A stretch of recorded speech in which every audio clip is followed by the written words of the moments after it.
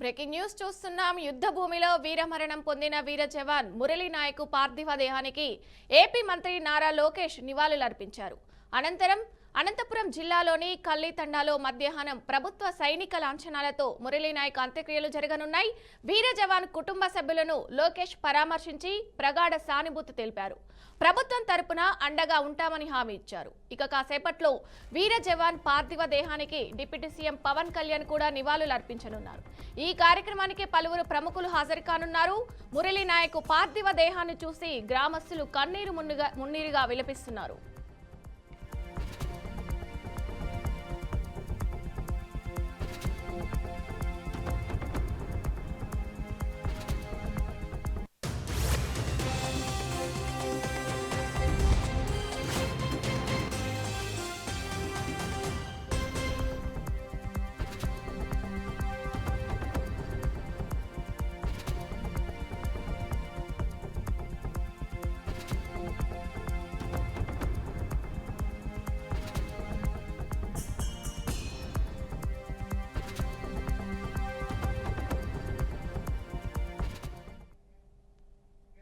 ఇక ఇదే అంశంపై మరింత సమాచారం మా ప్రతినిధి ప్రకాష్ లైవ్ ద్వారా అందిస్తారు.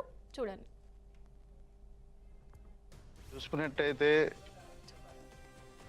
పాక్ ద్వారా జరిగిన ఏదైతే ఉగ్రదాడులు ఉన్నాయో ఈ నేపథ్యంలో భారతదేశం అయితే సింధూర్ ఆపరేషన్ అయితే మొదలుపెట్టింది. అది అందులో భాగంగా మన తెలుగు రాష్ట్రాలకు సంబంధించి ఒక వీర జవాన్ మురళీ నాయక్ ఏదైతే సత్యసాయి జిల్లా గడ్డంతాండ గోరెంట్ల మండలం గడ్డంతాండ పంచాయతీకి చెందిన కల్లితాండ ఊరికి గ్రామానికి చెందిన మురళీ నాయక్ ఎవరైతే ఉన్నారో వారు వీరమరణం పొందిన పరిస్థితి మనం చూస్తున్నాం. మనకు తెలిసిందే. అయితే నిన్న రాత్రి వారి స్వగ్రామం 10 గంటలకి పార్థివదేహం చేరుకోగా మరికొద్ది సేపట్లోనే గౌరవ లాంఛనాలతో ప్రభుత్వ గౌరవ లాంఛనాలతో ఆర్మీ ఏవైతే ఉన్నాయో మీరు ఒకసారి చూసుకున్నట్టయితే ఆర్మీ లాంఛనాలతో వారి పార్థివదేహాన్ని అయితే వారి సొంత గ్రామమైనటువంటి కల్లితాండలోని వారి బరియలు చేసే పరిస్థితి, వాళ్ళ సొంత ల్యాండ్ లో అయితే బరియలు చేసే పరిస్థితి మనం చూస్తున్నాం. మరి కాసేపట్లో ఏపీ గౌరవ డిప్యూటీ సీఎం కూడా వచ్చే పరిస్థితి మనం చూస్తున్నాం. అయితే ఇక్కడికి చూసినట్లయితే వందలాది వేలాది సంఖ్యలో ఎవరైతే మన భారతీయులందరూ ఇక్కడికి చేరుకోవడం జరిగింది. అయితే మొత్తం జిల్లా ఎమ్మెల్యేలు, మంత్రులు, హోమ్ మినిస్టర్ అయితేనేమి అందరూ ఇక్కడికి చేరుకొని మొత్తం అంతా ఇక్కడ సమీక్షించే పరిస్థితి కనపడింది. వాళ్ళకి నివాళులు అర్పించే పరిస్థితి కూడా మనం చూస్తున్నాం. ప్రస్తుతం అయితే వారి సొంత ల్యాండ్ లో ఏదైతే బరియలకి ఏర్పాటు చేయడం కూడా జరిగింది. మొత్తం కాసేపట్లో అయితే డిప్యూటీ సీఎం ఇక్కడ చేరుకొని ఇక్కడ వాళ్ళకి ఘన నివాళులు అర్పించే ప్రయత్నం అయితే జరుగుతుంది. ఒకసారి వారి తాతగారైనటువంటి గోవింద్ నాయక్ గారితో మురళీ నాయక్ పరిస్థితి ఎట్లుండేది, చిన్నప్పటి నుంచి ఆయన ఎలాంటి ఆలోచనలతో ఉండేవాడో ఆయనతో మాట్లాడి తెలుసుకుందాం. సార్ చెప్పండి, మురళీ నాయక్ మీ మనవడు మురళీ నాయక్ ఎలా ఉండేవాడు? మీ ఊర్లో ఎంత యాక్టివ్ గా పార్టిసిపేట్ చేసేవాడు? అన్ని విషయాల్లో ఎంత చలాకీగా ఉండేవాడు? మా ఊర్లో మురళీ నాయక్ అంటే చిన్నప్పటి ఇంకా ఆటల్లో గాని పాటల్లో గాని ఒక క్రికెట్ ఆడడంలో గాని చాలా శక్తిగా పనిచేసేవాడు. పిల్లలతో ఇట్లా చేయండి అట్లా చేయండి అని నేర్పించేవాడు. రెండోది చదువులో గాను కొన్నాళ్ళు సోమిందేపల్లిలో చదివాడు, అనంతపూర్లో డిగ్రీ చేశాడు. అక్కడ ఇంకా క్రికెట్ లో ప్రతి జిల్లాలో పోయి ఆడి అన్నిట్లోనూ ఫస్ట్ వచ్చేవాడు. క్రికెట్ లో గాను చదువులో గాను ఏ క్లాస్ కూడా ఫెయిల్ కాకుండా మంచిగా పాస్ అయ్యి ఒక స్థాయికి ఎదిగి అతనికి ఏం ఆలోచన వచ్చిందో గాని అటు మిలిటరీలోనే పోవాలనే ఆలోచనే ఉండాలి. రైల్వేలో ఉద్యోగం పూరనైనా వచ్చింది, నువ్వు ఉండేది ఒక కొడుకువి, తాత నేను పోయేది మిలిటరీలోనే, నేను దేశ సేవ చేయాలా, నేను దేశం కోసం చచ్చినచ్చింత లేదు, నేను మిలిటరీలోనే పో అనేవాడు. వాళ్ళ తల్లిదండ్రి కూడా బంగపోయినారు, వద్దురా మిలిటరీ అని. వాళ్ళ తల్లిదండ్రి మాట కూడా ఏంటి, మిలిటరీలోనే పోలా, నేను దేశ సేవ చేయాలి. నేను ఒక్క రోజు ఆ డ్రెస్ వేసుకొని నేను దేశం కోసం మరణిస్తే ఆ జాతీయ జెండా నా మీద కప్పుతే చాలు, ఇది నాకు సంతోషం అనేవాడు.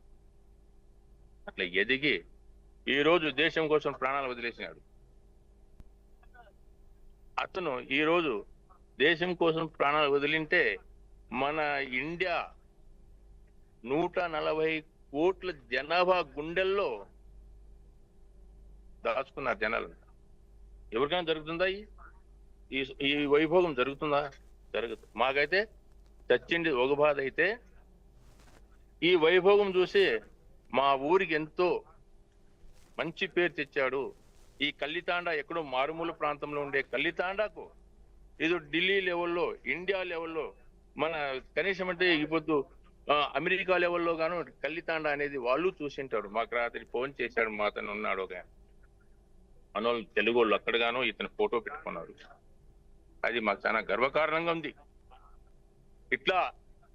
ఇట్లా మురళీలు ఇంకా ఎంతో మంది పుట్టి మన దేశానికి సేవ చేయాలని, ఇలాంటి దేశ సేవ చేస్తారేమో అని ఒక ఆశ కూడా ఉంది నాకు. ప్రతి తల్లిదండ్రులు బిడ్డలతో పుట్టించి ఆర్మీలకు పోనరా అని అంటే చాలు, ఆర్మీలో పోయి మన దేశానికి రక్షణ కోసం రక్షించి మనమంతా ప్రశాంతంగా వాళ్ళు అక్కడ బార్డర్లో మన కోసం వాళ్ళు కష్టపడితే మనం హ్యాపీగా 3 పూట్ల భోజనం చేసుకొని కష్టపడి ఇక్కడ బతుకుంటున్నాం. వాళ్ళు లేకపోతే మనం పనుకోలేం. మనకు టెన్షన్ ఏమవుతుందో అని. వాళ్ళ పుణ్యాన మనం బాగున్నాం. వాళ్ళు ఎప్పుడు చల్లగా ఉండాలా. ఇట్లా మురళీళ్ళు 1000 మంది పుట్టి మన రాజ్యానికి మంచి హోదా తెచ్చి ఏ యుద్ధానికి ఎనుక ఆడకుండా సిద్ధంగా పోయి వాళ్ళతో పోరాడి ఆ పాకిస్తాన్ హతమారుస్తారని ఒక నా ఆశ. ఇదే కాకుండా మీకు చివరిగా మురళీకి సంబంధించి వాళ్ళ తల్లిదండ్రులు మీరైతే ఏదైతే కోరుకుంటున్నారో వారు చివరిగా ఏవైతే గవర్నమెంట్ నుంచి ఏం కావాలని మీరైతే కోరుకుంటున్నారు? ఇప్పుడు వాళ్ళు ఉన్నత కుటుంబం ఏం కాదు, పేద కుటుంబం. వాళ్ళకు గవర్నమెంట్ ఇంకా మన సెంట్రల్ డిపార్ట్మెంట్ కానీ మన రాష్ట్ర డిపార్ట్మెంట్ కానీ ఏదో వాళ్ళకి మంచి సహాయం అందించి వాళ్ళు పోషించే బిడ్డ పోయినాడు కదా, వాళ్ళకి దిక్కు ఎవరు చెప్పండి? వాళ్ళు ఎక్కడో బాంబేలో వాళ్ళు కూలి పని చేసుకునే వాళ్ళే, వాళ్ళు ఉన్న వాళ్ళేం కాదు. ఈ పొద్దు మన ముఖ్యమంత్రి గారు చంద్రబాబు నాయుడు గారు కానీ మన ప్రధానమంత్రి మోడీ గారు కానీ వాళ్ళు సహకరించి వాళ్ళకి మంచి సహాయం చేసి వాళ్ళకు మనమే ఆయన కొడుకు పోతే మనమే బిడ్డలాగా వాళ్ళు పోషిస్తారని ఆశిస్తున్నాను.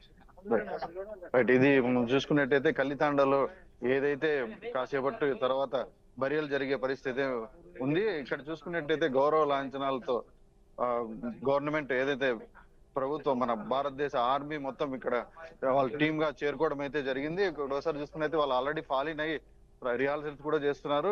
కాసేపట్లో గౌరవ డిప్యూటీ సీఎం పవన్ కళ్యాణ్ గారు కూడా ఇక్కడికి వచ్చి అతనికి నివాళులు అర్పించే పరిస్థితి కొద్దిసేపట్లో ఉంది. కొద్దిసేపటి క్రితమే నారా లోకేష్ గారు కూడా ఐటీ మినిస్టర్, ఎడ్యుకేషన్ మినిస్టర్ కూడా వచ్చి ఘన నివాళులు అర్పించారు. మరి జిల్లాకు సంబంధించిన కొంతమంది ఎమ్మెల్యేలు మొత్తం ఇక్కడికి చేరుకోవడం అయితే జరిగింది. ప్రస్తుతానికి ఆయన పార్థివ దేహం వద్ద నివాళులు అయితే అర్పిస్తున్నారు. ఇక్కడ మనం చూసుకున్నట్టే బరియలు ఇంకా కాసేపులో జరుగుతుంది. అయితే మొత్తం దేశ ప్రజలు మొత్తం కోరుకునేది ఒకటే, మన మురళీ నాయక్ ఏదైతే వాళ్ళ తల్లిదండ్రులకు ఒక్కగానొక్క బిడ్డ ఎవరైతే ఉన్నారో వాళ్ళని ఇన్స్పిరేషన్ గా తీసుకొని ప్రతి ఒక్క ఇంటి నుంచి ఒక సైనికుడు అంటూ ముందుకు రావాలి అంటూ ఏదైతే ఇన్స్పైర్ కావాలంటూ యూత్ ఐకాన్ గా మురళీని తీసుకొని మన భారతదేశానికి అండగా ఉండాలంటూ ఎవరైతే ఆర్మీ అక్కడ పోరాడితేనే మనం ఇక్కడ లోకల్లో ప్రజలంతా ప్రశాంతంగా ఉంటామంటూ వాళ్ళు చెప్పే పరిస్థితి అయితే కనపడుతుంది. కెమెరామెన్ కమల్ తో జయప్రకాష్, కల్లితాండా. Thank you Prakash.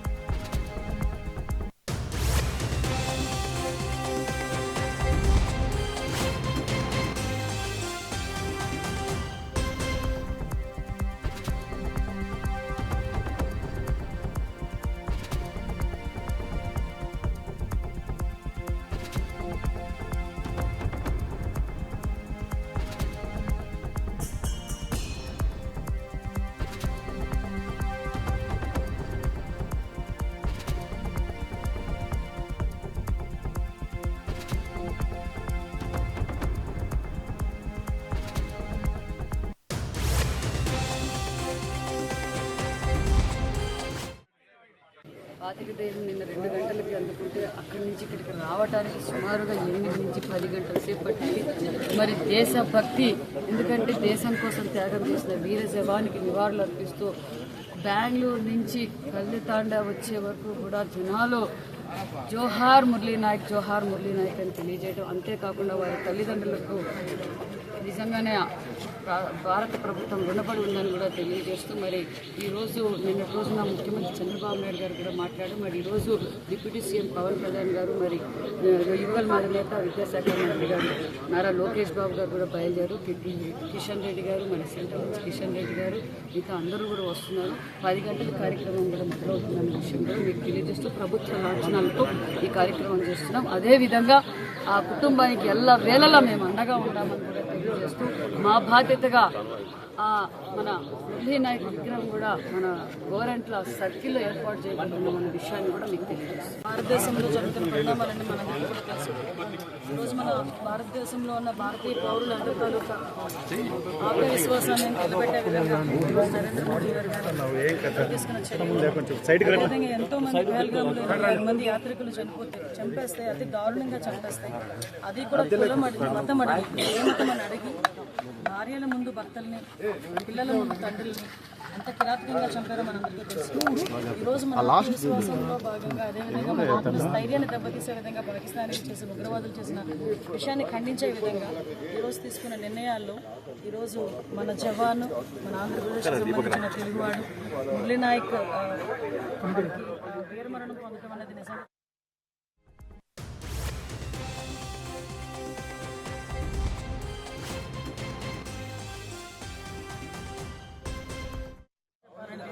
ఈ మాత దినోత్సవాన్ని ఈరోజు మురళీ నాయక్ తల్లికి అంకితం చేయాలని నేనైతే అనుకుంటున్నాను. ఎందుకంటే అటువంటి ఆ తల్లి నిజంగా బాధను చూస్తూ ఉంటే, ఒకగానొక 23 సంవత్సరాలు పిల్లలు ఇంకెవరూ లేరు. తల్లి కష్టపడి కూలి పని చేసుకొని పెంచింది ఆ కొడుకుని. అటువంటి కొడుకు కూడా నేను ఈరోజు దేశ రక్షణకి వెళ్తాను అంటే ఏ తల్లి చేయని త్యాగం, ఏ తల్లిదండ్రులు చేయని త్యాగం ఈ తల్లిదండ్రులు చేశారు.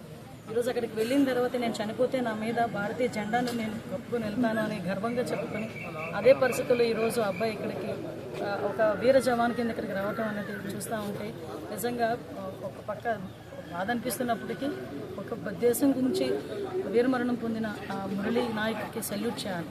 వీళ్ళ తండాలో నేను వచ్చేటప్పుడు నేను కనుక్కున్నా, ఏంటి అసలు వీళ్ళ పరిస్థితి ఏంటి అంటే, వీళ్ళ బ్లడ్లోనే ఆ పోరాట పటిమ ఉంది.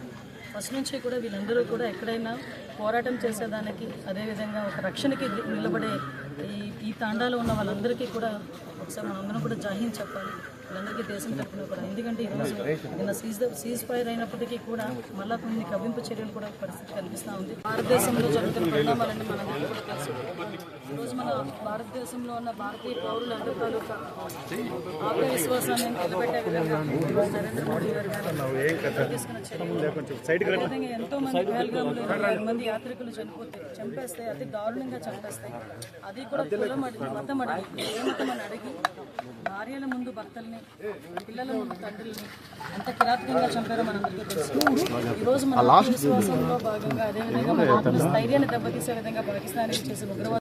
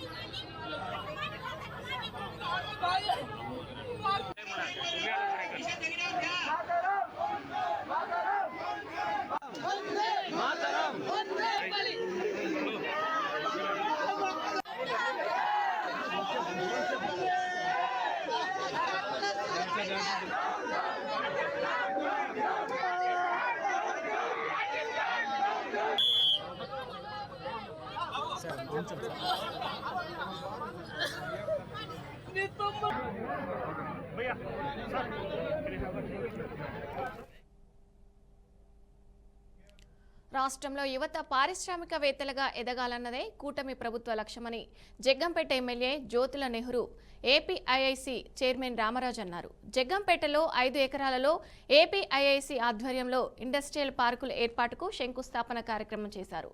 లబ్ధిదారులు కూడా పెట్టుబడులు పెట్టేందుకు ఆసక్తి చూపుతున్నారంటున్న Jaggampeta MLA Nehru APIIC chairman Mantena రామరాజుతో మా కాకినాడ జిల్లా ప్రతినిధి నందిని ముఖాముఖి.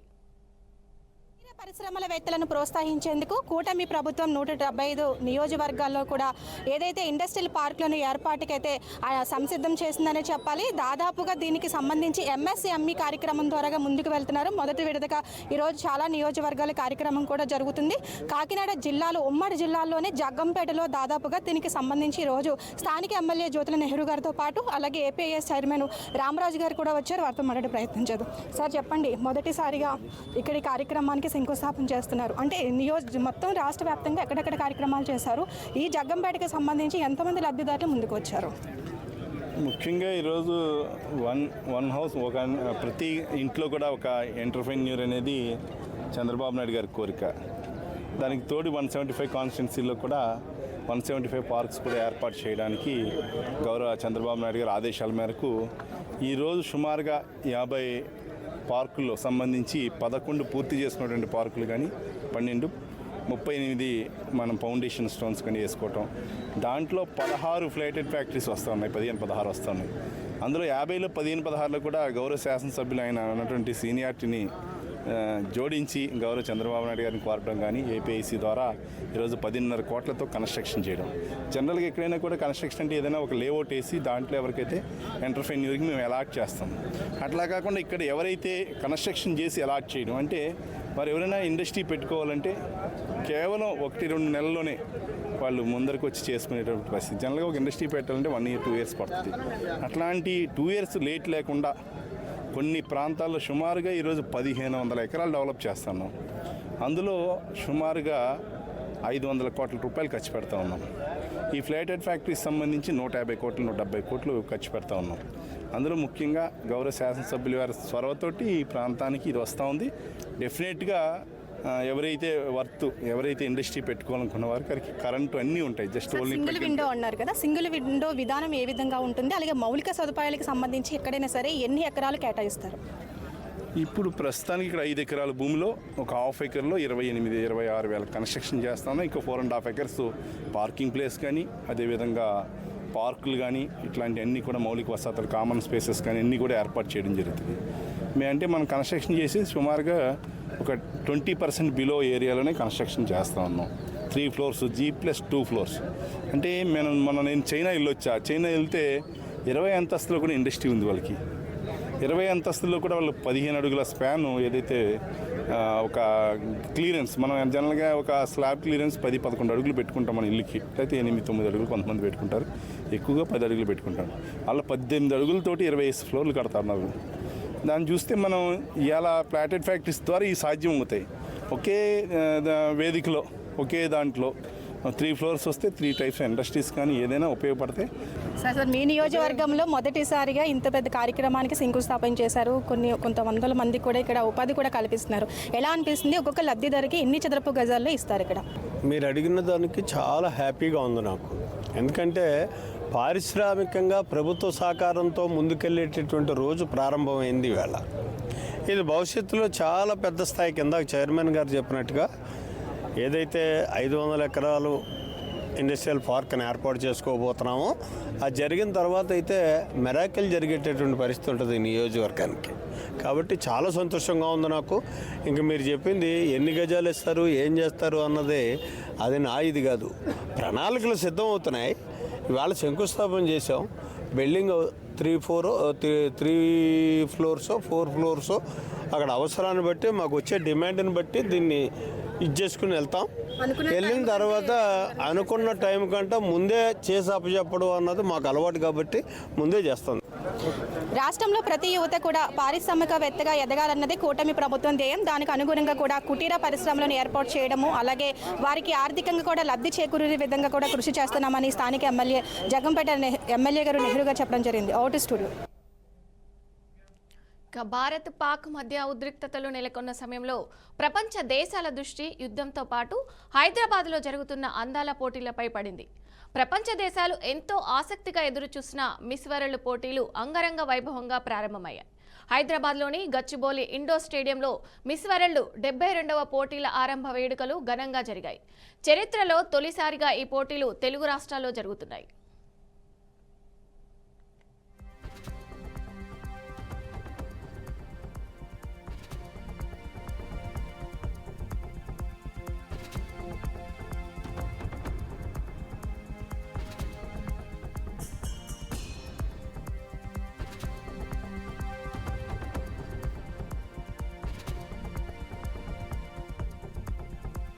ఈ వేడుకలను తెలంగాణ సీఎం రేవంత్ రెడ్డి ప్రారంభించారు. హైదరాబాద్కు స్వాగతం సుస్వాగతం అంటూ నిర్వాహకులు అచ్చ తెలుగులో పలకరించారు. రామాచారి శిష్య బృందంలోని 50 మంది గాయనీ గాయకులు అందశ్రీ రచించిన రాష్ట్ర గేయం జయ జయ హే తెలంగాణ జనని జయకేతనం ఆలపించారు. ప్రారంభ వేడుక తెలంగాణ సంస్కృతి సాంప్రదాయాల మేళనింపుగా సాగింది. ప్రపంచ దేశాలకు మన కళల్ని అద్భుతంగా పరిచయం చేసింది.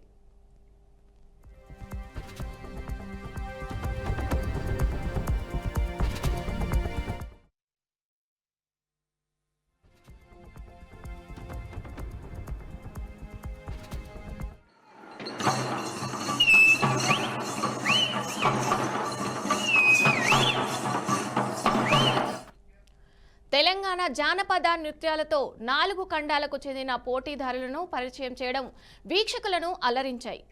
కొమ్ము కోయ కళాకారులు లాటిన్ అమెరికా దేశాల పోటీదారులకు ఆహ్వానం పలికారు. తొలిత అర్జెంటీనా కంటెస్టెంట్ ర్యాంపుపైకి వచ్చారు. గొండు తెగకు చెందిన గుస్సాడే నృత్యంతో ఆఫ్రికా ఖండంలోని దేశాల పోటీదారులను ఆహ్వానించారు. లంబాడి డప్పుల ప్రదర్శన విదేశీయులను అమితంగా ఆకట్టుకుంది. వారు యూరోపియన్ దేశ పోటీదారులకు స్వాగతం పలికారు. ఒగ్గుడోలు కళాకారుల వేషధారణ ప్రదర్శన ఆకట్టుకుంది. జాతీయ జెండాను చేతబూని కళాకారులు అద్భుత ప్రదర్శనతో ఆసియా ఖండంలోని పోటీదారులకు స్వాగతం పలికారు.